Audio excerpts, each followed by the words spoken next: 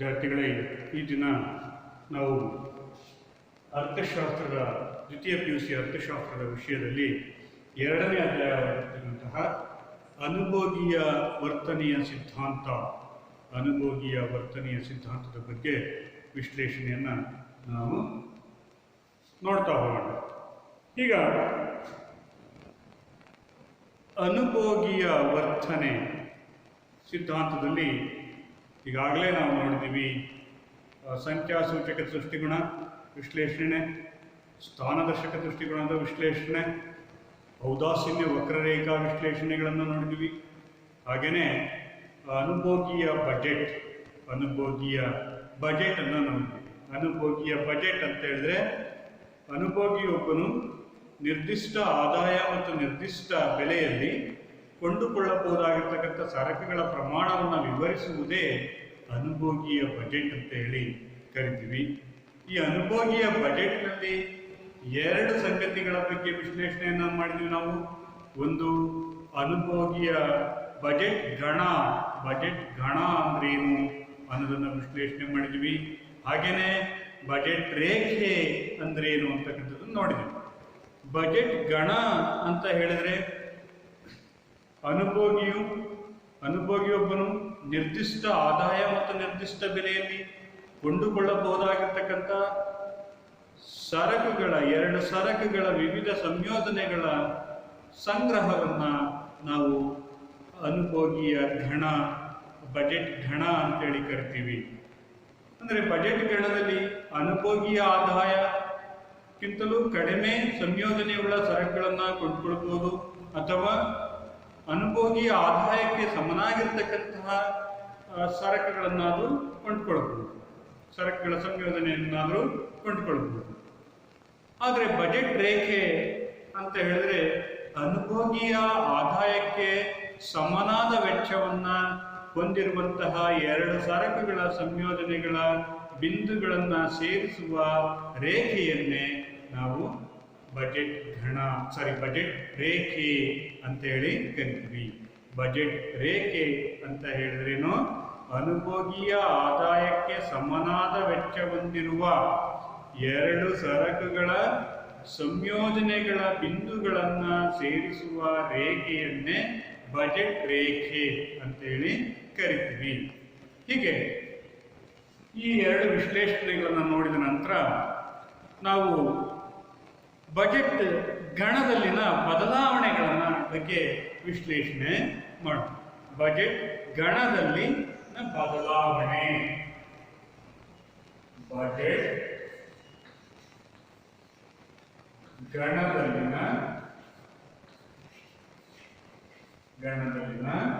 ಬದಲಾವಣೆ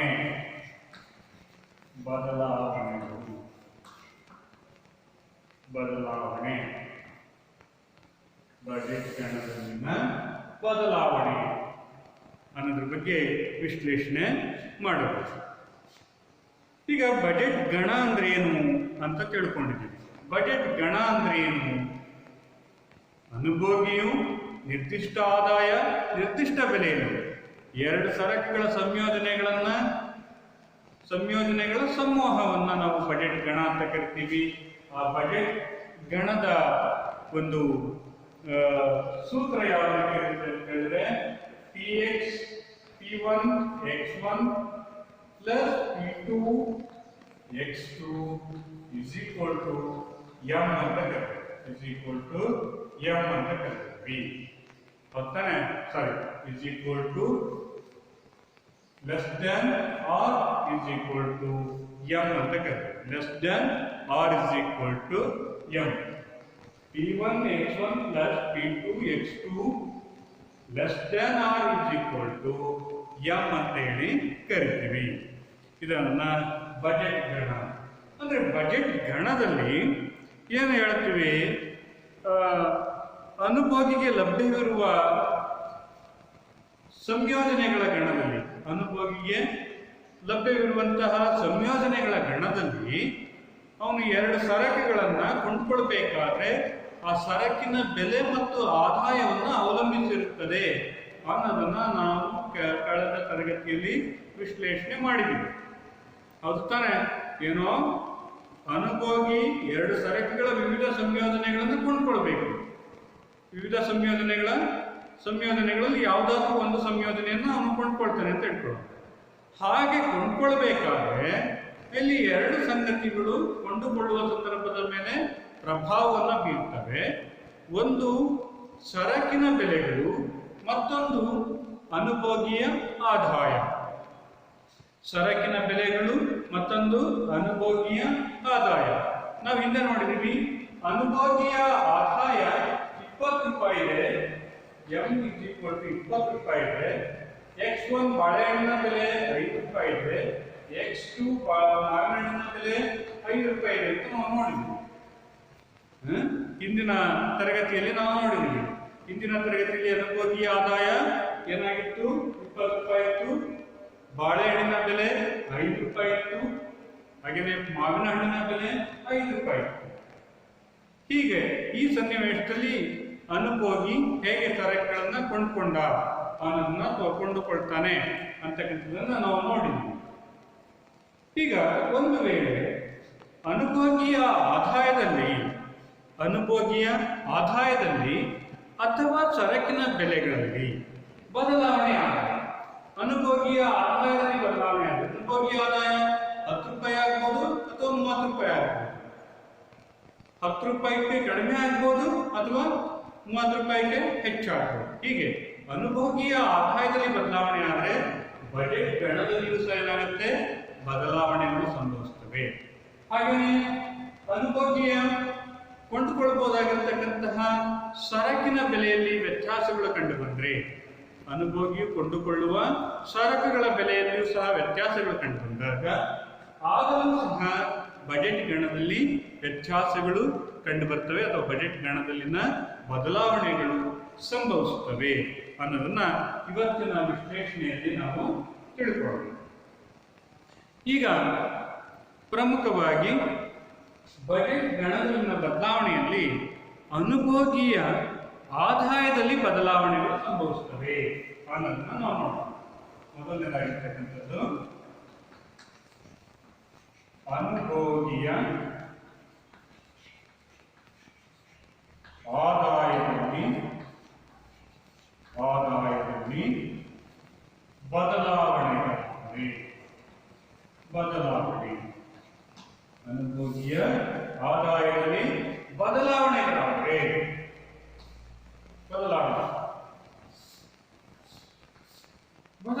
ಆದರೆ ಬಜೆಟ್ ಗಣದಲ್ಲಿಯೂ ಸಹ ಏನಾಗುತ್ತೆ? ವ್ಯತ್ಯಾಸಗಳು ಕಂಡು ಬರ್ತವೆ. ಅಲ್ಲಿಯೂ ಸಹ ಏನಾಗುತ್ತೆ? ಪ್ರಮುಖವಾಗಿರ್ತಕ್ಕಂತಹ ಒಂದು ಬದಲಾವಣೆಗಳನ್ನ ನಾವು ನೋಡಬಹುದು. ಈಗ ಅನುಭೋಗಿಯ ಆದಾಯದಲ್ಲಿ ಅನುಭೋಗಿಯ ಆದಾಯ ಮೊದಲು ಎಷ್ಟಿತ್ತು? m ನಷ್ಟಿತ್ತು. ಅನುಭೋಗಿಯ ಆದಾಯ m ನಷ್ಟಿತ್ತು. ಅನುಭೋಗಿಯ ಆದಾಯದಲ್ಲಿ ಬದಲಾವಣೆ ಆದರೆ ಅಂದ್ರೆ m1ಗೆ ಹೆಚ್ಚಾಗ m1 ಆದರೆ, ಅನುಭೋಗಿಯ ಆದಾಯ m1 ಆದರೆ ಆಗ ಬಜೆಟ್ ಗಣ ಯಾವ ರೀತಿ ಬರುತ್ತೆ? Budget Gana P1 x1 plus P2 x2 less than or equal to m dash ಆಗುತ್ತದೆ. ಅಂದ್ರೆ ಅನುಭೋಗಿಯ ಆದಾಯದಲ್ಲಿ ಬದಲಾವಣೆ ಆದಾಗ ಸಹ ಬಜೆಟ್ ಗಣದಲ್ಲಿಯೂ ಸಹ ಏನಾಗುತ್ತೆ? ಬದಲಾವಣೆಗಳು ಸಂಭವಿಸುತ್ತವೆ. ಇದನ್ನ ನಾವು ಹೇಗೆ ಸಂಭವಿಸುತ್ತದೆ? ಅನುಭೋಗಿಯ ಆದಾಯದಲ್ಲಿ ಬದಲಾವಣೆಗಳು ಏನು? ಬದಲಾವಣೆ ಅಂತ ಹೇಳಿದ್ರೆ ಅನುಭೋಗಿಯ ಆದಾಯ ಹೆಚ್ಚಾಗಬಹುದು ಅಥವಾ ಕಡಿಮೆ ಆಗಬಹುದು. ಅನುಭೋಗಿಯ ಆದಾಯ ಕಡಿಮೆನೂ ಆಗಬಹುದು. ಹೆಚ್ಚಾದರೆ ಅನುಭೋಗಿಯ ಬಜೆಟ್ ಗಣದಲ್ಲಿ ಯಾವ ರೀತಿ ಬದಲಾವಣೆಗಳು ಸಂಭವಿಸುತ್ತವೆ. ಹಾಗೆಯೇ ಆದಾಯದಲ್ಲಿ ಕಡಿಮೆ ಆದರೆ ಆಗ ಬಜೆಟ್ ಗಣದಲ್ಲಿ ಆಗ್ತಕ್ಕಂತಹ ಬದಲಾವಣೆಗಳನ್ನ ನಾವು ವಿಶ್ಲೇಷಣೆ ಮಾಡಿ. ಈಗ ಮೊದಲನೇದಾಗಿರ್ತಕ್ಕಂಥದ್ದು ಅನುಭೋಗಿಯ ಆದಾಯದಲ್ಲಿ ಹೆಚ್ಚಳ ಆದರೆ, ಅನುಭೋಗಿಯ ಆದಾಯದಲ್ಲಿ ಹೆಚ್ಚಳ ಆದರೆ ಏನಾಗುತ್ತೆ? ಅನುಭೋಗಿಯ ಆದಾಯದಲ್ಲಿ ಹೆಚ್ಚಳವಾಗುತ್ತೆ. ಅನುಭೋಗಿಯ ಆದಾಯದಲ್ಲಿ ಆದಾಯದಲ್ಲಿ ಹೆಚ್ಚಾದರೆ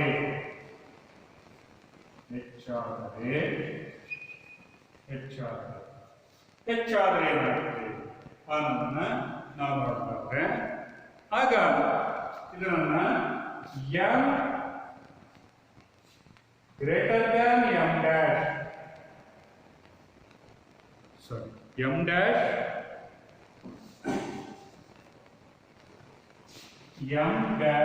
greater than M dash greater than M dash greater than M ಆದಾಗ ಅಂದ್ರೆ ಅನುಭೋಗಿಯ ಆದಾಯ ಹೆಚ್ಚಾದ್ರೆ ಏನಾಗುತ್ತೆ, ಆಗ ಅವನು ಕೊಂಡುಕೊಳ್ಳಬಹುದಾಗಿರ್ತಕ್ಕಂಥ ಸರಕುಗಳ ಪ್ರಮಾಣವನ್ನು ಹೆಚ್ಚಿಸ್ತು. ಇಲ್ಲಿ ಎರಡು ಸಂಗತಿಗಳನ್ನು ನಾವು ನೋಡಬೇಕಾಗುತ್ತೆ. ಅನುಭೋಗಿಯ ಕೊಂಡುಕೊಳ್ಳುವಂತಹ ಸರಕಿನ ಬೆಲೆಯಲ್ಲಿ ಯಾವುದೇ ವ್ಯತ್ಯಾಸ ಆಗುವುದಿಲ್ಲ. ಅನುಭೋಗಿ ಕೊಂಡುಕೊಳ್ತಕ್ಕಂತಹ ಸರಕಿನ ಬೆಲೆಯಲ್ಲಿ ಯಾವುದೇ ವ್ಯತ್ಯಾಸ ಆಗೋದಿಲ್ಲ. ಸರಕಿನ ಬೆಲೆಗಳು X1 ಮತ್ತು X2.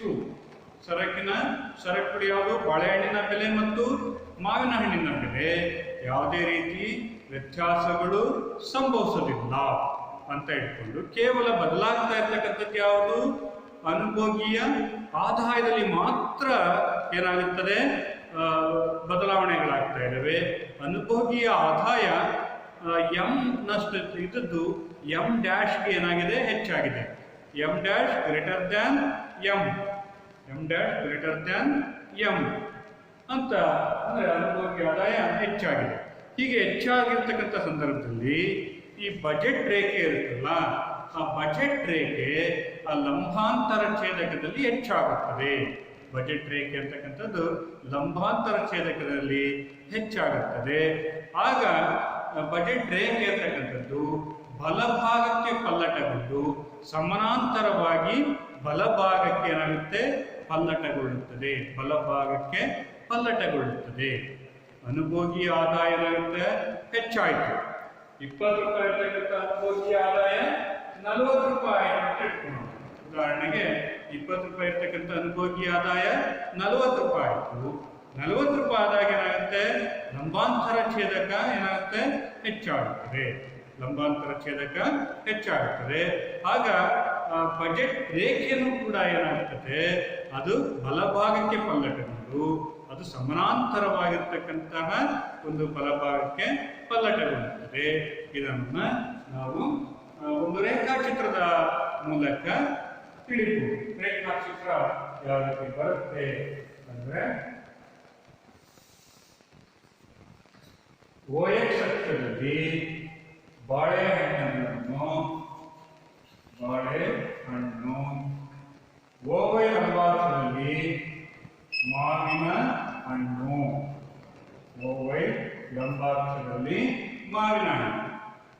ಈಗ ಮೊದಲು ಅನುಭೋಗಿ ಆದಾಯ ಎಷ್ಟು?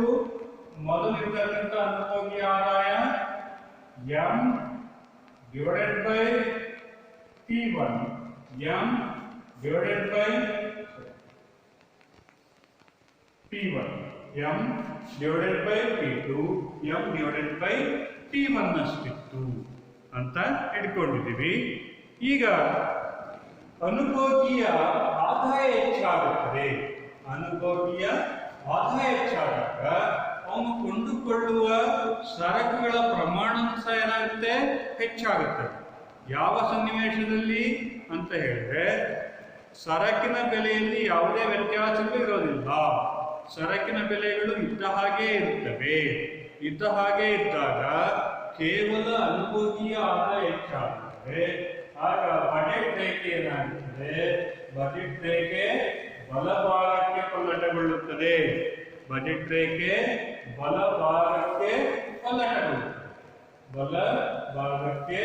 ಪಲ್ಲಟಗೊಳ್ಳುತ್ತದೆ. ಆಗ M dash divided by P1 ಹಾಗೆಯೇ M dash divided by P2 ಹೀಗೆ ಬಲಭಾಗಕ್ಕೆ ಪಲ್ಲಟಗೊಳ್ಳುತ್ತದೆ. ಇದನ್ನ ನಾವು ಆಗ ಅನುಭೋಗಿ ಅಧಿಕ ಪ್ರಮಾಣದಲ್ಲಿ ಅಧಿಕ ಪ್ರಮಾಣದಲ್ಲಿ ಎರಡು ಸರಕುಗಳ ಸಂಯೋಜನೆಯನ್ನ ಕೊಂಡುಕೊಳ್ಳಬಹುದು. ಅಧಿಕ ಪ್ರಮಾಣದಲ್ಲಿ ಎರಡು ಸರಕುಗಳ ಸಂಯೋಜನೆಗಳನ್ನ ಅನುಭೋಗಿ ಕೊಂಡುಕೊಳ್ಳಬಹುದು ಅಂತಕ್ಕಂಥದ್ದು. ಯಾವ ಸನ್ನಿವೇಶದಲ್ಲಿ ಅನುಭೋಗಿಯ ಆದಾಯ ಹೆಚ್ಚಾದರೆ, ಅನುಭೋಗಿಯ ಆದಾಯ ಹೆಚ್ಚಾಗಿ ಸರಕಿನ ಬೆಲೆಯಲ್ಲಿ ಯಾವುದೇ ವ್ಯತ್ಯಾಸಗಳು ಕಂಡು ಬರಲಿಲ್ಲ ಅಂದಾಗ ಆಗ ಇಲ್ಲಿ ಬಜೆಟ್ ರೇಖೆ ಬಲಭಾಗಕ್ಕೆ ಪಲ್ಲಟಗೊಂಡು ಸಮಾನಾಂತರವಾಗಿ ಪಲ್ಲಟಗೊಳ್ಳುತ್ತದೆ ಅಂತಕ್ಕಂಥ. ಇನ್ನು ಒಂದು ವೇಳೆ ಅನುಭೋಗಿಯ ಆದಾಯ ಕಡಿಮೆಯಾದರೆ, ಒಂದು ವೇಳೆ ಅನುಭೋಗಿಯ ಆದಾಯ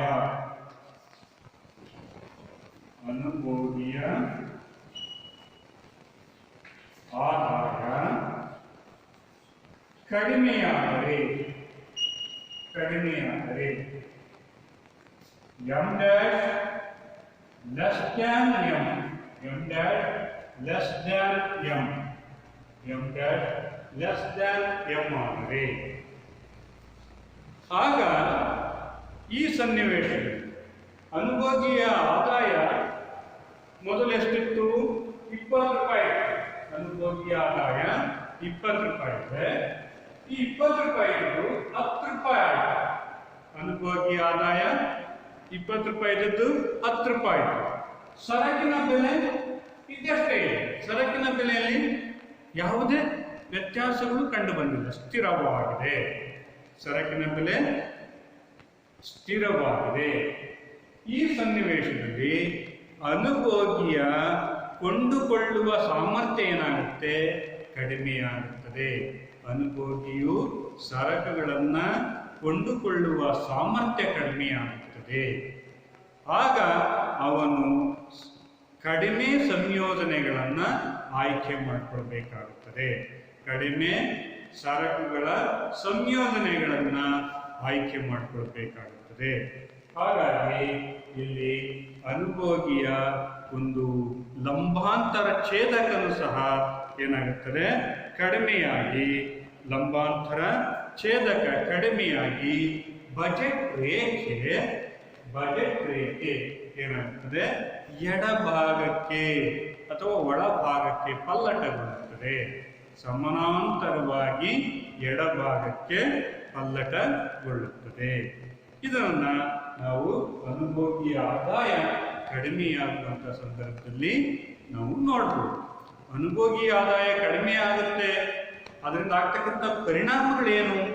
ಅನುಭೋಗಿಯ ಆದಾಯ ಕಡಿಮೆ ಆದಾಗ ಆಗುವಂತಹ ಪರಿಣಾಮಗಳು, ಒಂದು, ಅನುಭೋಗಿ ಸರಕುಗಳನ್ನು ಕಡಿಮೆ ಪ್ರಮಾಣದಲ್ಲಿ ಕೊಂಡ್ಕೊಳ್ಬೇಕು ಅಥವಾ ಕಡಿಮೆ ಸಂಯೋಜನೆಗಳುಳ್ಳ ಸರಕುಗಳನ್ನು ಕೊಂಡ್ಕೊಳ್ಬೇಕು. ಎರಡನೇದಾಗಿರ್ತಕ್ಕಂಥದ್ದು, ಅಲ್ಲಿ ಕೊಂಡುಕೊಳ್ಳುವ ಸಾಮರ್ಥ್ಯ, ಆದಾಯದ ಅಥವಾ ಹಣದ ಕೊಂಡುಕೊಳ್ಳುವ ಸಾಮರ್ಥ್ಯ ಏನಾಗುತ್ತೆ? ಕಡಿಮೆಯಾಗುತ್ತದೆ. ಕೊಂಡುಕೊಳ್ಳುವ ಸಾಮರ್ಥ್ಯ ಕಡಿಮೆಯಾಗುತ್ತದೆ. ಆಗ ಅವನು ಕಡಿಮೆ ಸಂಯೋಜನೆಗಳನ್ನೇ ಕೊಂಡ್ಕೊಳ್ಬೇಕಾಗುತ್ತದೆ. ಮತ್ತು ಬಜೆಟ್ ರೇಖೆಯ ಮೇಲೆ ಯಾವ ರೀತಿ ಪರಿಣಾಮ ಬೀರುತ್ತೆ ಅಂತ ಹೇಳಿದ್ರೆ, ಬಜೆಟ್ ರೇಖೆ ಬಲಭಾಗದಿಂದ ಏನಾಗುತ್ತೆ? ಎಡಭಾಗಕ್ಕೆ ಪಲ್ಲಟಗೊಳ್ಳುತ್ತದೆ. ಬಲಭಾಗದಿಂದ ಎಡಭಾಗಕ್ಕೆ ಪಲ್ಲಟಗೊಂಡು ಅದು ಸಂಕುಚಿತ ಆಗುತ್ತದೆ ಅಥವಾ ಅದು ಕಡಿಮೆ ಪ್ರಮಾಣದ ಸರಕುಗಳನ್ನು ತೋರಿಸುತ್ತದೆ. ಇದನ್ನ ನಾವು ಬಜೆಟ್ ರೇಖೆಯನ್ನ ಈ ಒಂದು ಸನ್ನಿವೇಶದಲ್ಲಿ ಬಜೆಟ್ ರೇಖೆಯ ಒಂದು ಏನನ್ನ ರೇಖಾಚಿತ್ರದಲ್ಲಿ ಸಹ ನಿರೂಪಿಸಬಹುದು. ಅದು ರೇಖಾಚಿತ್ರ ಯಾವ ರೀತಿ ಇರುತ್ತೆ ಅನ್ನೋದನ್ನ ನೋಡುವಾದ್ರೆ, OX ಅಕ್ಷದಲ್ಲಿ ಬಾಳೆಹಣ್ಣನ್ನ, ಹಾಗೆಯೇ OY ಅಕ್ಷದಲ್ಲಿ ಮಾವಿನ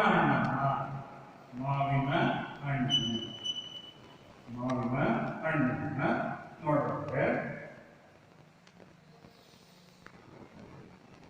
m divided by P1, m divided by P1, ಹಾಗೆಯೇ m divided by P2. ಈಗ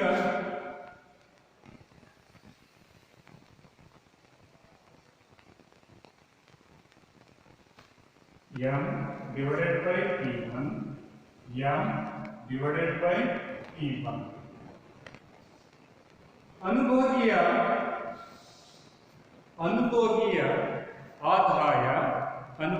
ಆದಾಯ ಪ್ರಾರಂಭದಲ್ಲಿರ್ತದೆ. ಅನುಭೋಗಿ ಆದಾಯ ಪ್ರಾರಂಭದಲ್ಲಿದ್ದಾಗ ಏನಾಗಿರುತ್ತೆ, ಎ ಬಿ ಬಜೆಟ್ ರೇಖೆ. ಎ ಬಿ ಅಂತಕ್ಕಂಥದ್ದು ಬಜೆಟ್ ರೇಖೆ. ಈ ರೇಖೆಯ ಮೇಲೆ ಅನುಭೋಗಿ ಸರಕುಗಳನ್ನು ಕೊಂಡ್ಕೊಳ್ತಾನೆ. ಯಾವ ಸನ್ನಿವೇಶದಲ್ಲಿ? ಪ್ರಾರಂಭದ ಸನ್ನಿವೇಶ. ಅನುಭೋಗಿ ಆದಾಯದಲ್ಲಿ ಸ್ಥಿರವಾಗಿದೆ. ಆಗ ಅವೇನ್ ಮಾಡ್ತಾ ಇರ್ತಾನೆ, ಎ ಬಿ ಪ್ರಮಾಣದಷ್ಟು, ಎ ಬಿ ಬಜೆಟ್ ರೇಖೆಯ ಮೇಲಿರ್ತಕ್ಕಂತಹ ಸರಕುಗಳನ್ನ ಕೊಂಡ್ಕೊಳ್ತಾ ಇರ್ತಾನೆ. ಅಂದ್ರೆ ಎಂ ಡಿವೈಡೆಡ್ ಬೈ ಪಿ2 ಎಂ ಡಿವೈಡೆಡ್ ಬೈ ಪಿ1 ಪ್ರಮಾಣದಷ್ಟು ಸರಕುಗಳನ್ನ ಅವನು ಕೊಂಡ್ಕೊಳ್ತಾ ಇರ್ತಾನೆ. ಈಗ ಅನುಭೋಗಿಯ ಆದಾಯ ಕಡಿಮೆಯಾಗಿದೆ, ಸರಕುಗಳ ಬೆಲೆಗಳಲ್ಲಿ ಯಾವುದೇ ವ್ಯತ್ಯಾಸಗಳು ಕಂಡು ಬಂದಿಲ್ಲ, ಅಥವಾ ಸರಕಿನ ಬೆಲೆಯಲ್ಲಿ ಇದ್ದಷ್ಟೇ ಇದೆ. ಈಗ ಆಗ ಬಜೆಟ್ ರೇಖೆ ಏನಾಗುತ್ತೆ, ಒಳಭಾಗಕ್ಕೆ ಪಲ್ಲಟಗೊಳ್ಳುತ್ತದೆ. ಒಳಭಾಗಕ್ಕೆ ಪಲ್ಲಟಗೊಳ್ಳುತ್ತದೆ ಅಂದ್ರೆ ಬಜೆಟ್ ರೇಖೆ ಏನಾಗುತ್ತೆ, ಸಂಕುಚಿತ ಆಗುತ್ತದೆ. ಆಗ m dash divided by p2 m dash divided by p1 ಅಥವಾ ಬಜೆಟ್ ರೇಖೆ a dash b dash ನಷ್ಟು ಕಡಿಮೆಯಾಗುತ್ತದೆ. a dash b dash ನಷ್ಟು ಕಡಿಮೆಯಾಗುತ್ತದೆ. ಹೀಗೆ ನಾವು ಅನುಭೋಗಿಯ ಆದಾಯದಲ್ಲಿ ಬದಲಾವಣೆಗಳು ಸಂಭವಿಸಿದರೆ ಆಗ ಅವನು ಕೊಂಡುಕೊಳ್ಳುವ ಸರಕುಗಳ ಸಂಯೋಜನೆಯ ಮೇಲೆ ಪ್ರಭಾವವನ್ನು ಬೀರ್ತಾ ಇರ್ತದೆ. ಅಂದ್ರೆ ಸರಕಿನ ಬೆಲೆಯಲ್ಲಿ ಯಾವುದೇ ವ್ಯತ್ಯಾಸ ಆಗದೇ ಕೇವಲ ಅನುಭೋಗಿಯ ಆದಾಯದಲ್ಲಿ ವ್ಯತ್ಯಾಸಗಳು ಆಗಬೇಕು. ಕೇವಲ ಅನುಭೋಗಿಯ ಆದಾಯದಲ್ಲಿ ವ್ಯತ್ಯಾಸಗಳು ಸಂಭವಿಸಿದ್ರೆ ಆಗ ಏನಾಗುತ್ತೆ ಅಂದ್ರೆ, ಒಂದು ಅನುಭೋಗಿಯ ಆದಾಯದಲ್ಲಿ ಹೆಚ್ಚಳ ಆದರೆ, ಅನುಭೋಗಿಯ ಆದಾಯದಲ್ಲಿ ಹೆಚ್ಚಳ ಆದರೆ, ಅನುಭೋಗಿಯ ಆದಾಯದಲ್ಲಿ ಹೆಚ್ಚಳ ಆಯಿತು ಅಂತ ಹೇಳಿದ್ರೆ ಆಗ ಏನಾಗುತ್ತೆ, ಆದಾಯ ಹೆಚ್ಚಾಗುತ್ತೆ, ಸರಕಿನ ಬೆಲೆಯಲ್ಲಿ ಯಾವುದೇ ಬದಲಾವಣೆ ಆಗೋದಿಲ್ಲ. ಆಗ ಕೊಂಡುಕೊಳ್ಳುವ ಪ್ರಮಾಣ, ಸರಕುಗಳ ಕೊಂಡುಕೊಳ್ಳುವ ಪ್ರಮಾಣ ಏನಾಗುತ್ತೆ, ಹೆಚ್ಚಾಗುತ್ತೆ. ಎರಡನೇದಾಗಿರ್ತಕ್ಕಂಥದ್ದು ಬಜೆಟ್ ರೇಖೆ ಬಲಭಾಗಕ್ಕೆ ಪಲ್ಲಟಗೊಳ್ಳುತ್ತೆ. ಬಜೆಟ್ ರೇಖೆ ಬಲಭಾಗಕ್ಕೆ ಏನಾಗುತ್ತೆ, ಪಲ್ಲಟಗೊಳ್ಳುತ್ತೆ. ಇದರಿಂದ ಅನುಭೋಗಿ ಇನ್ನೂ ಹೆಚ್ಚಿನ ಪ್ರಮಾಣದ ಸರಕುಗಳನ್ನು ಕೊಂಡು ಗರಿಷ್ಠ ಮಟ್ಟದ ತೃಪ್ತಿಯನ್ನ ಹೊಂದೋದಕ್ಕೆ ಸಾಧ್ಯ ಆಗುತ್ತದೆ. ಒಂದು ವೇಳೆ ಅನುಭೋಗಿಯ ಆದಾಯ ಕಡಿಮೆಯಾದರೆ,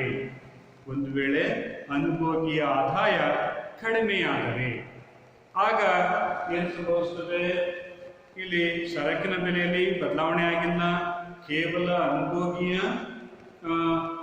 ಆದಾಯದಲ್ಲಿ ಮಾತ್ರ ಕಡಿಮೆಯಾಗಿದೆ. ಆಗ ಅನುಭೋಗಿ ಕೊಂಡುಕೊಳ್ಳುವ ಸರಕಿನ ಪ್ರಮಾಣ ಏನಾಗುತ್ತೆ, ಕಡಿಮೆಯಾಗುತ್ತದೆ. ಅನುಭೋಗಿ ಕೊಂಡುಕೊಳ್ಳುವ ಸರಕಿನ ಪ್ರಮಾಣ ಕಡಿಮೆಯಾಗುತ್ತದೆ. ಆಗ ಇನ್ನು ಎರಡನೇ ಪರಿಣಾಮ ಏನಾಗುತ್ತಪ್ಪ ಅಂತ ಹೇಳಿದ್ರೆ, ಬಜೆಟ್ ರೇಖೆ ಬಲಭಾಗದಿಂದ ಎಡಭಾಗಕ್ಕೆ ಸಮಾನಾಂತರವಾಗಿ ಪಲ್ಲಟಗೊಳ್ಳುತ್ತದೆ. ಇದು ಈ ಎರಡು ಬದಲಾವಣೆ ಅನುಭೋಗಿಯ ಆದಾಯಗಳಾಗಿರುವಂತಹ ಬದಲಾವಣೆಗಳಿಂದ ಸಂಭವಿಸತಕ್ಕಂಥದ್ದು.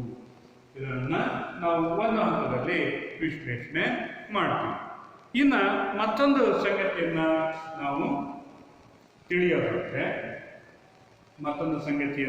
ತಿಳಿಯೋದಾದ್ರೆ ಈಗ ಅನುಭೋಗಿಯ ಕೊಂಡುಕೊಳ್ಳುವ ಸರಕಿನ ಬೆಲೆಯಲ್ಲಿ ಬದಲಾವಣೆಗಳು ಸಂಭವಿಸುತ್ತವೆ. ಅನುಭೋಗಿಯು ಕೊಂಡುಕೊಳ್ಳುವಂತಹ ಸರಕುಗಳ ಬೆಲೆಯಲ್ಲಿ ಬದಲಾವಣೆಯಾದರೆ,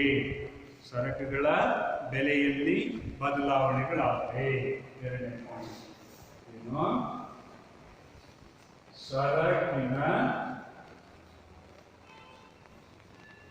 ಬೆಲೆಯಲ್ಲಿ ಬದಲಾವಣೆಯಾದರೆ,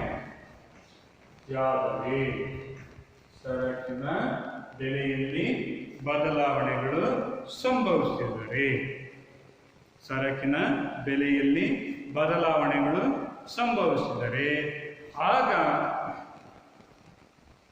ಬಜೆಟ್ ರೇಖೆಯ ಮೇಲೆ ಯಾವ ರೀತಿ ಪರಿಣಾಮವನ್ನು ಬೀರುತ್ತದೆ?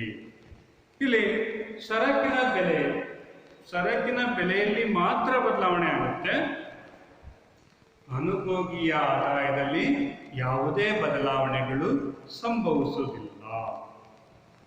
ಒಂದು ಕಲ್ಪನೆ, ಏನು ನಾವು ಕಲ್ಪನೆ ಮಾಡಿಕೊಳ್ತಾ ಇದ್ದೀವಿ?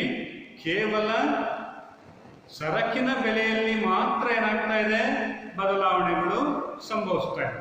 ಸರಕಿನ ಬೆಲೆಯಲ್ಲಿ ಮಾತ್ರ ಬದಲಾವಣೆ ಸಂಭವಿಸ್ತಾ ಇದೆ.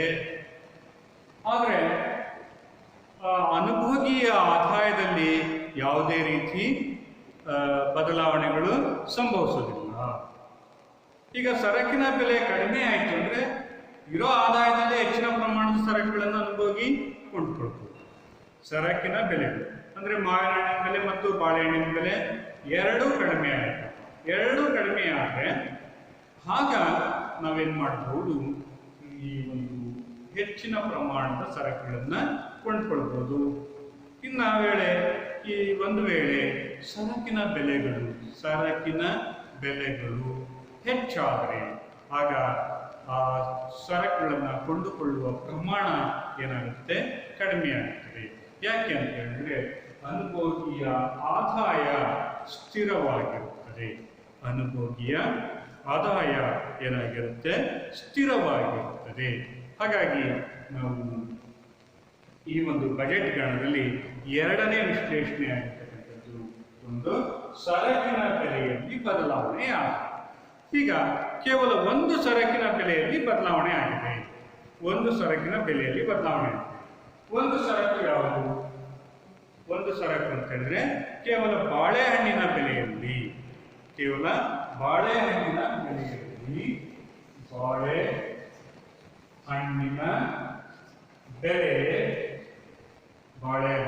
ಬೆಲೆ ಏನಾಗಿದೆ?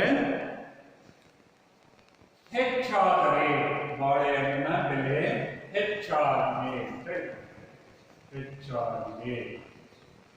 ಹೆಚ್ಚಿಗೆ ಬಾಳೆಹಣ್ಣಿನ ಬೆಲೆ ಹೆಚ್ಚಾಗಿದೆ. ಆಗ ಏನು ಹೆಚ್ಚಾಗಿದೆ?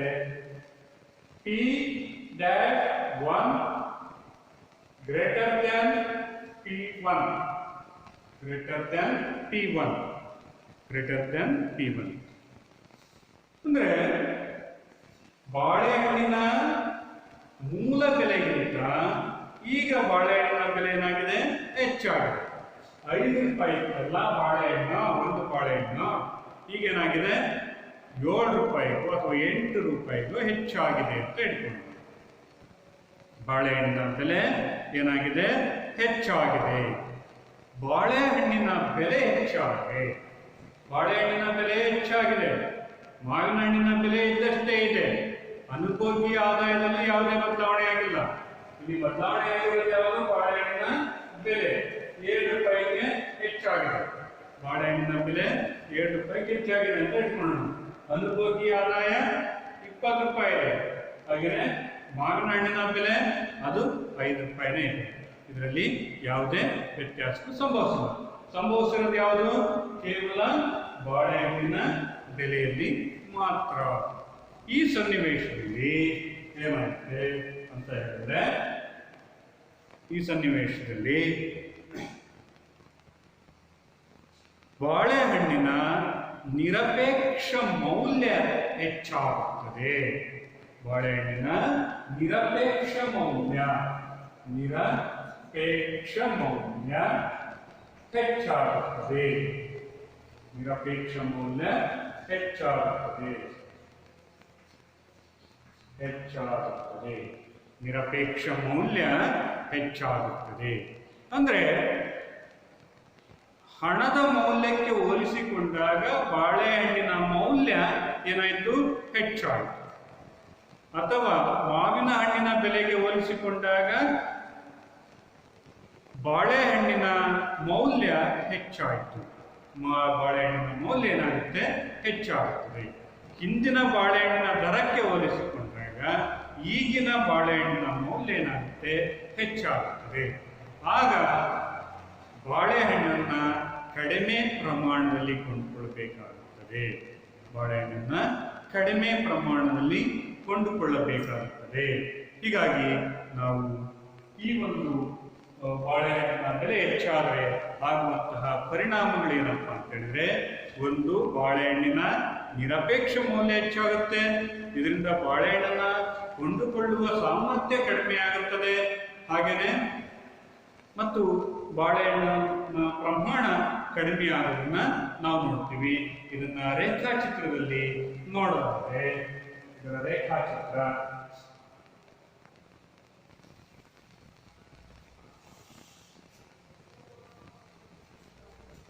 OX ಅಕ್ಷದಲ್ಲಿ ಬಾಳೆಹಣ್ಣನ್ನ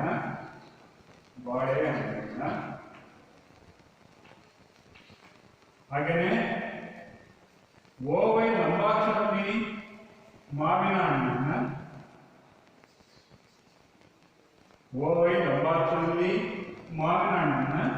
ಪ್ರತಿನಿಧಿಸಿದೆ. OX ಅಕ್ಷದಲ್ಲಿ ಬಾಳೆಹಣ್ಣು, OY ಲಂಬಾಕ್ಷದಲ್ಲಿ ಮಾವಿನ ಹಣ್ಣನ್ನ ಪ್ರತಿನಿಧಿಸಿದೆ. ಈಗ ಬಜೆಟ್ ರೇಖೆ ಮೊದಲನೇದು ಯಾವುದಾಗಿರುತ್ತೆ? ಮೊದಲನೇ ಬಜೆಟ್ ರೇಖೆ ಯಾವುದಾಗಿರುತ್ತೆ? M'(m/P2 M/P1 ಆಗಿದೆ. ಇದು ಮೊದಲನೇ ಬಜೆಟ್ ರೇಖೆ. ಈಗ ಒಂದು ವೇಳೆ ಬಾಳೆಹಣ್ಣಿನ ಬೆಲೆ ಹೆಚ್ಚಾಗಿದೆ, ಮಾವಿನ ಹಣ್ಣಿನ ಬೆಲೆ ಇದ್ದಷ್ಟೇ ಇದೆ, ಅನುಭೋಗಿಯ ಆದಾಯ ಏನಾಗಿದೆ? ಸ್ಥಿರವಾಗಿದೆ. ಈ ಸನ್ನಿವೇಶದಲ್ಲಿ ಬಜೆಟ್ ರೇಖೆ ಹೇಗಿರುತ್ತೆ? ಬಜೆಟ್ ರೇಖೆ ಏನಂದ್ರೆ, ಮಾವಿನ ಹಣ್ಣನ್ನ ಖರೀದಿ ಮಾಡೋ ಪ್ರಮಾಣ ಇದ್ದಷ್ಟೇ ಇರ್ತದೆ, ಆದರೆ ಬಾಳೆಹಣ್ಣಿನ ಖರೀದಿಸುವ ಸಾಮರ್ಥ್ಯ ಏನಾಗುತ್ತೆ? ಕಡಿಮೆ ಆಗುತ್ತೆ. P/2 ಮತ್ತು M/P2 M/P'1ಗೆ ಕಡಿಮೆ ಆಗುತ್ತದೆ. ಆಗ ಬಾಳೆಹಣ್ಣಿನ ನಿರಪೇಕ್ಷ ಮೌಲ್ಯ ಹೆಚ್ಚಾಗಿ ಬಾಳೆಹಣ್ಣನ್ನು ಕೊಂಡುಕೊಳ್ಳುವ ಪ್ರಮಾಣ ಕಡಿಮೆ ಆಗುತ್ತದೆ. ಇಷ್ಟು ಪ್ರಮಾಣದಲ್ಲಿ ಬಾಳೆಹಣ್ಣು ಕೊಂಡುಕೊಳ್ಳೋದು ಕಡಿಮೆ ಆಗುತ್ತೆ. ಇಷ್ಟು ಪ್ರಮಾಣದಲ್ಲಿ ಬಾಳೆಹಣ್ಣನ್ನು ಕೊಂಡುಕೊಳ್ಳುವುದು ಪ್ರಮಾಣ ಕಡಿಮೆ ಆಗುತ್ತದೆ. ಹಾಗಾಗಿ ಬೆಲೆ ಕಡಿಮೆಯಾಗಿದೆ. ಬಾಳೆಹಣ್ಣಿನ ಬೆಲೆ ಕಡಿಮೆಯಾಗಿ ಬಾಳೆಹಣ್ಣನ್ನು ಕೊಂಡುಕೊಳ್ಳುವ ಪ್ರಮಾಣ ಕಡಿಮೆಯಾಗುತ್ತದೆ.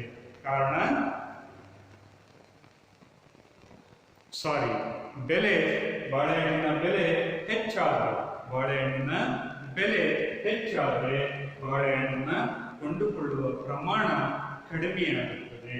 ಹಾಗಾಗಿ ಇಲ್ಲಿ ಬಾಳೆಹಣ್ಣನ್ನು ನಾವು ಕಡಿಮೆ ಪ್ರಮಾಣದಲ್ಲಿ ಕೊಂಡುಕೊಳ್ಬೇಕು. ಇನ್ನು ಒಂದು ವೇಳೆ ಎರಡನೇ ಸಂಗತಿ, ಬಾಳೆಹಣ್ಣಿನ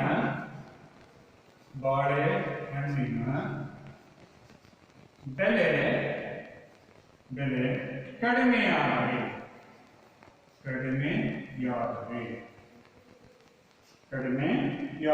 ಬಾಳೆಹಣ್ಣಿನ ಬೆಲೆ ಕಡಿಮೆ ಅಂತಂದ್ರೆ P1 dash less than P1 ಆಗಿದೆ.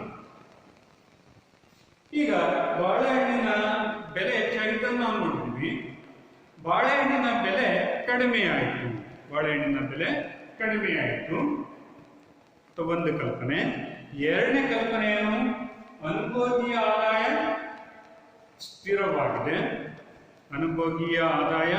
ಸ್ಥಿರವಾಗಿದೆ. ಹಾಗೆಯೇ ಮಾವಿನ ಹಣ್ಣಿನ ಬೆಲೆ ಸ್ಥಿರವಾಗಿದೆ. ಮಾವಿನ ಹಣ್ಣಿನ ಬೆಲೆನೂ ಸಹ ಸ್ಥಿರವಾಗಿದೆ. ಅದೇ ರೀತಿ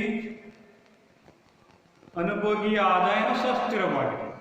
ಇಲ್ಲಿ ಒಂದೇ ಒಂದು ಸಂಗತಿ ಬದಲಾವಣೆ ಆಗಿರೋದು ಏನು ಅಂತ ಹೇಳಿದ್ರೆ, ಬಾಳೆಹಣ್ಣಿನ ಬೆಲೆ ಏನಾಗಿದೆ? ಕಡಿಮೆಯಾಗಿದೆ. ಬಾಳೆಹಣ್ಣಿನ ಬೆಲೆ ಕಡಿಮೆಯಾಗಿದೆ ಅಂತ ನಾವು ನೋಡಿದ್ರೆ, ಆಗ ಬಾಳೆಹಣ್ಣನ್ನ ಅಧಿಕ ಪ್ರಮಾಣದಲ್ಲಿ ಕೊಂಡುಕೊಳ್ಳಬಹುದು. ಬಾಳೆಹಣ್ಣನ್ನ ಅಧಿಕ ಪ್ರಮಾಣದಲ್ಲಿ ಕೊಂಡುಕೊಳ್ಳಬಹುದು. ಅಧಿಕ ಪ್ರಮಾಣದಲ್ಲಿ ಕೊಂಡುಕೊಳ್ಳಬಹುದು. ಯಾವ ಸನ್ನಿವೇಶದಲ್ಲಿ? ಬಾಳೆಹಣ್ಣಿನ ಬೆಲೆ ಕಡಿಮೆಯಾಗಬೇಕು. ಬಾಳೆಹಣ್ಣಿನ ಬೆಲೆ ಕಡಿಮೆ ಆದರೆ ಬಾಳೆಹಣ್ಣನ್ನ ಹೆಚ್ಚಾಗಿ ಖರೀದಿ ಮಾಡಿ, ಮಾವಿನ ಹಣ್ಣನ್ನ ಮೊದಲು ಎಷ್ಟು ಖರೀದಿ ಮಾಡ್ತಿದ್ರೋ ಅಷ್ಟೇ ಪ್ರಮಾಣದಲ್ಲಿ ಖರೀದಿಯನ್ನ ಮಾಡಬಹುದು. ಬೆಲೆ ಕಡಿಮೆ ಆದಾಗ ಅನುಭೋಗಿಯ ಬಳಿ ಆದಾಯ ಏನಾಗುತ್ತೆ? ಸ್ವಲ್ಪ ಪ್ರಮಾಣದಲ್ಲಿ ಹೆಚ್ಚಾಗುತ್ತೆ, ನೈಜವಾಗಿ ಹೆಚ್ಚಾಗುತ್ತೆ. ಅನುಭೋಗಿಯ ನೈಜ ಆದಾಯ ಹೆಚ್ಚಾಗುತ್ತೆ. ಸರಕಿನ ಬೆಲೆ ಕಡಿಮೆ ಆದರೆ ಅನುಭೋಗಿಯ ನೈಜ ಆದಾಯ, ಅಂದ್ರೆ ನೈಜ ಆದಾಯ ಅಂತ ಹೇಳಿದ್ರೆ ಅನುಭೋಗಿಯ ಬಳಿ ಇರ್ತಕ್ಕಂಥ ಆದಾಯದಲ್ಲಿ ಅಧಿಕ ಪ್ರಮಾಣದ ಸರಕುಗಳನ್ನು ಕೊಂಡ್ಕೊಳ್ಬಹುದು ಅಂತ ಅರ್ಥ. ಇರ್ತಕ್ಕಂಥ ಅನುಭೋಗಿಯ ಆದಾಯದಲ್ಲಿ ಹೆಚ್ಚಿನ ಪ್ರಮಾಣದ ಸರಕುಗಳನ್ನ ಕೊಂಡುಕೊಳ್ಳಬಹುದು ಅಂತಕ್ಕಂಥ ಅರ್ಥವನ್ನ ಕೊಡುತ್ತೆ. ಆಗ ಅದರ ರೇಖಾಚಿತ್ರವನ್ನ ನಾವು ನೋಡಿದ್ರೆ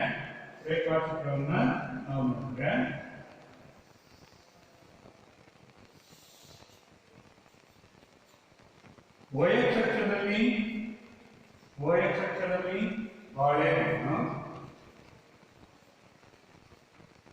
OY ಲಂಬಾಕ್ಷರಲ್ಲಿ ಮಾವಿನ ಹಣ್ಣು.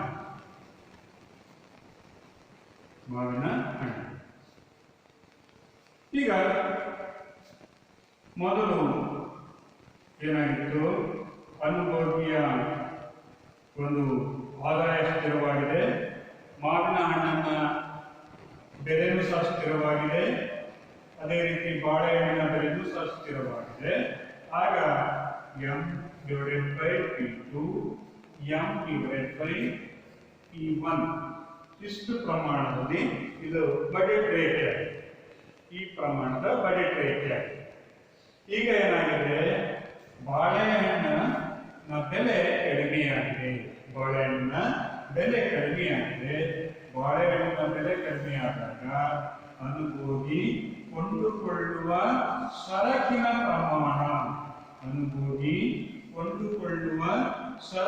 ಪ್ರಮಾಣ ಹೆಚ್ಚಾಗುತ್ತದೆ. ಆಗ M/P1 ಆಗುತ್ತದೆ. ಎಷ್ಟು ಪ್ರಮಾಣದಲ್ಲಿ ಸರಕುಗಳನ್ನು ಕೊಂಡುಕೊಳ್ತೇವೆ? ಎಷ್ಟು ಪ್ರಮಾಣದಲ್ಲಿ ಅಂತ ಹೇಳಿದ್ರೆ ಇಷ್ಟು ಪ್ರಮಾಣದಲ್ಲಿ ಅನುಭೋಗಿ ಬಾಳೆಹಣ್ಣನ್ನು ಕೊಂಡುಕೊಳ್ಳುವ ಪ್ರಮಾಣದಲ್ಲಿ ಹೆಚ್ಚಳ ಆಗುತ್ತದೆ.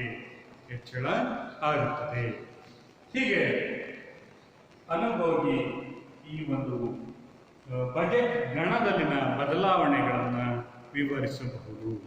ಬಜೆಟ್ ಗಣದಲ್ಲಿನ ಬದಲಾವಣೆಗಳನ್ನು ನಾವು ಈ ಒಂದು ರೇಖಾಚಿತ್ರದ ಮೂಲಕ ಸಹ ವಿವರಿಸಬಹುದು. ಇಷ್ಟು ಏನು ಬಜೆಟ್ ಗಣದಲ್ಲಿನ ಬದಲಾವಣೆಗಳು. ಬಜೆಟ್ ಗಣದಲ್ಲಿನ ಬದಲಾವಣೆಗಳು ಅಂತ ಹೇಳಿದ್ರೆ ಇಲ್ಲಿ ಬಜೆಟ್ ಗಣ ಅಂದ್ರೆ ಏನು ಅನ್ನೋದನ್ನ ನಾವು ಸ್ಪಷ್ಟವಾಗಿ ತಿಳ್ಕೊಂಡಿದ್ದೀವಿ. ಬಜೆಟ್ ಗಣ ಅಂತ ಹೇಳಿದ್ವಿ, ಅನುಭೋಗಿಯು ನಿರ್ದಿಷ್ಟ ಆದಾಯ ಮತ್ತು ನಿರ್ದಿಷ್ಟ ಬೆಲೆಯಲ್ಲಿ ಕೊಂಡುಕೊಳ್ಳಬಹುದಾಗಿರ್ತಕ್ಕಂತಹ ಎರಡು ಸರಕುಗಳ ವಿವಿಧ ಸಂಯೋಜನೆಗಳ ಸಮೂಹವನ್ನ ನಾವು ಬಜೆಟ್ ಗಣ ಅಂತ ಕರಿತೀವಿ. ಅಂದ್ರೆ ನಿರ್ದಿಷ್ಟ ಆದಾಯ ಮತ್ತು ನಿರ್ದಿಷ್ಟ ಬೆಲೆಯಲ್ಲಿ ಇದ್ದಂಥ ಸಂದರ್ಭದಲ್ಲಿ ಅವನು ಎಷ್ಟು ಪ್ರಮಾಣದ ಸರಕುಗಳನ್ನು ಕೊಂಡ್ಕೊಳ್ಬಹುದು ಎಂಬುದನ್ನು ಬಜೆಟ್ ಗಣದಲ್ಲಿ ತೋರಿಸ್ತೀವಿ. ಈಗ ಅಂದ್ರೆ ಬಜೆಟ್ ಗಣ ಸಂಯೋಜನೆಗಳ ಗಣ, ಬಜೆಟ್ ಅನುಭೋಗಿಯ ಸಂಯೋಜನೆಗಳ ಗಣ ಏನಿದೆಯಲ್ಲ ಅದು ಮುಖ್ಯವಾಗಿ ಎರಡು ಸಂಗತಿಗಳನ್ನ ಒಳಗೊಂಡಿರುತ್ತೆ. ಒಂದು ಅನುಭೋಗಿಯ ಆದಾಯ, ಮತ್ತೊಂದು ಸರಕುಗಳ ಬೆಲೆಗಳು. ಅನುಭೋಗಿಯ ಆದಾಯ ಮತ್ತೊಂದು ಸರಕುಗಳ ಬೆಲೆಗಳು. ಅನುಭೋಗಿಯ ಆದಾಯದಲ್ಲಿ ಬದಲಾವಣೆ ಆದರೆ ಬಜೆಟ್ ಗಣದಲ್ಲಿಯೂ ಸಹ ಬದಲಾವಣೆ ಆಗುತ್ತೆ. ಹಾಗೆಯೇ ಸರಕುಗಳ ಬೆಲೆಗಳಲ್ಲಿ ಬದಲಾವಣೆ ಆದರೆ ಬಜೆಟ್ ಗಣದಲ್ಲಿಯೂ ಸಹ ಏನಾಗುತ್ತೆ? ಬದಲಾವಣೆಗಳು ಸಂಭವಿಸುತ್ತವೆ ಅನ್ನೋದನ್ನ ನಾವು ನೋಡಿದ್ವಿ. ಇಲ್ಲಿ ಮೊದಲು ನಾವು ಒಂದು ಕಲ್ಪನೆಯನ್ನು ಮಾಡಿಕೊಡ್ತಿದ್ವಿ. ಕೇವಲ ಅನುಭೋಗಿಯ ಆದಾಯದಲ್ಲಿ ಮಾತ್ರ ಬದಲಾವಣೆ ಆಗಿದೆ. ಅನುಭೋಗಿಯ ಆದಾಯದಲ್ಲಿ ಮಾತ್ರ ಬದಲಾವಣೆ ಆಗಿದೆ. ಇಲ್ಲಿ ಎರಡು ಸರಕುಗಳ ಬೆಲೆಯಲ್ಲಿ ಯಾವುದೇ ವ್ಯತ್ಯಾಸಗಳು ಕಂಡು ಬಂದಿಲ್ಲ. ಎರಡು ಸರಕುಗಳ ಬೆಲೆಗಳಲ್ಲಿ ಯಾವುದೇ ವ್ಯತ್ಯಾಸಗಳು ಕಂಡು ಬಂದಿಲ್ಲ ಅಂತ ಹೇಳಿದ್ರೆ, ಮಾವಿನ ಹಣ್ಣಿನ ಬೆಲೆಯಲ್ಲಿಯೂ ವ್ಯತ್ಯಾಸಗಳಾಗಿಲ್ಲ, ಬಾಳೆಹಣ್ಣಿನ ಬೆಲೆಯಲ್ಲಿಯೂ ವ್ಯತ್ಯಾಸ ಆಗಿಲ್ಲ. ವ್ಯತ್ಯಾಸ ಆಗಿರೋದು ಯಾವುದು? ಕೇವಲ ಅನುಭೋಗಿಯ ಆದಾಯದಲ್ಲಿ ಮಾತ್ರ. ಈಗ ಅನುಭೋಗಿಯ ಆದಾಯದಲ್ಲಿ ಹೆಚ್ಚಾದರೆ, ಅನುಭೋಗಿಯ ಆದಾಯದಲ್ಲಿ ಕೇವಲ ಹೆಚ್ಚಾಗಿದೆ, ಆದಾಯ ಮಾತ್ರ ಹೆಚ್ಚಾಗಿದೆ, ಬೆಲೆಯಲ್ಲಿ ಯಾವುದೇ ವ್ಯತ್ಯಾಸ ಆಗಿಲ್ಲ. ಆಗ ಎರಡೂ ಸರಕುಗಳನ್ನು ಕೊಂಡುಕೊಳ್ಳುವ ಸಾಮರ್ಥ್ಯ ಏನಾಗುತ್ತೆ? ಅನುಭೋಗಿಗೆ ಬರುತ್ತೆ. ಅಧಿಕ ಪ್ರಮಾಣದಲ್ಲಿ ಸರಕುಗಳನ್ನು ಕೊಂಡುಕೊಳ್ಳಬಹುದು. ಆಗ ಲಂಬಾಂತರ ಛೇದಕಂಶ ಏನಾಗುತ್ತೆ? ಹೆಚ್ಚಾಗುತ್ತದೆ. ಆನಂತರ ಬಜೆಟ್ ರೇಖೆ ಏನಾಗುತ್ತೆ? ಎಡದಿಂದ ಬಲಕ್ಕೆ ಸಮಾನಾಂತರವಾಗಿ ಪಲ್ಲಟಗೊಳ್ಳುತ್ತದೆ. ಬಜೆಟ್ ರೇಖೆ ಎಡದಿಂದ ಬಲಕ್ಕೆ ಸಮಾನಾಂತರವಾಗಿ ಪಲ್ಲಟಗೊಳ್ಳುತ್ತದೆ. ಯಾವ ಸನ್ನಿವೇಶದಲ್ಲಿ? ಅನುಭೋಗಿಯ ಆದಾಯ ಹೆಚ್ಚಾಗಿದೆ. ಈಗ ಒಂದು ವೇಳೆ ಅನುಭೋಗಿಯ ಆದಾಯ ಕಡಿಮೆಯಾದರೆ ಆಗ ಅನುಭೋಗಿಯು ಕೊಂಡುಕೊಳ್ಳುವ ಸರಕುಗಳ ಪ್ರಮಾಣವೂ ಸಹ ಏನಾಗುತ್ತೆ? ಕಡಿಮೆಯಾಗುತ್ತದೆ.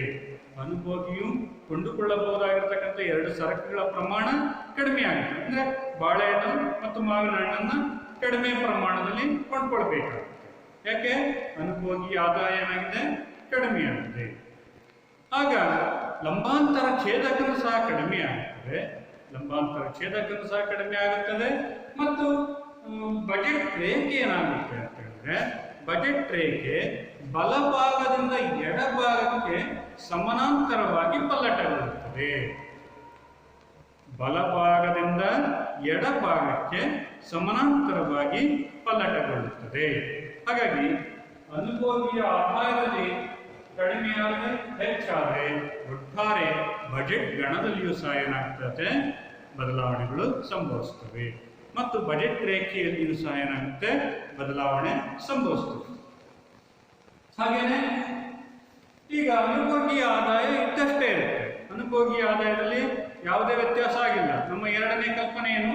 ಅನುಭೋಗಿಯ ಆದಾಯದಲ್ಲಿ ಯಾವುದೇ ವ್ಯತ್ಯಾಸ ಆಗಿಲ್ಲ. ಕೇವಲ ಸರಕಿನ ಬೆಲೆಯಲ್ಲಿ ಏನಾಗಿದೆ? ಬದಲಾವಣೆಗಳು ಸಂಭವಿಸಿದವು. ಸರಕಿನ ಬೆಲೆಯಲ್ಲಿ ಮಾತ್ರ ಬದಲಾವಣೆಗಳು ಸಂಭವಿಸಿದವು.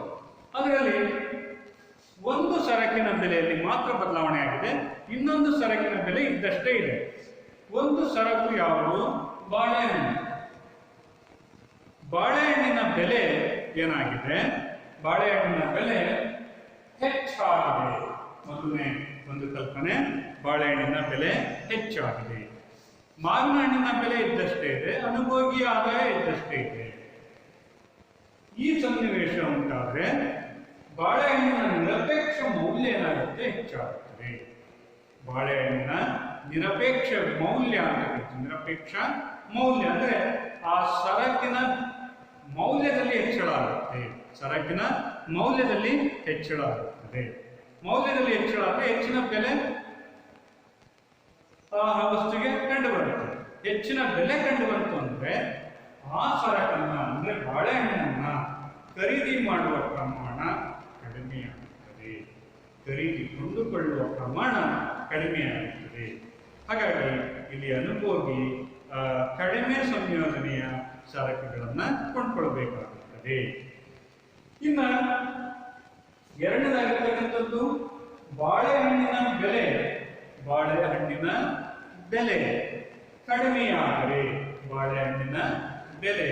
ಕಡಿಮೆಯಾದರೆ ಆಗ ಬಾಳೆಹಣ್ಣಿನ ನಿರಪೇಕ್ಷ ಮೌಲ್ಯ ಕಡಿಮೆಯಾಗುತ್ತದೆ.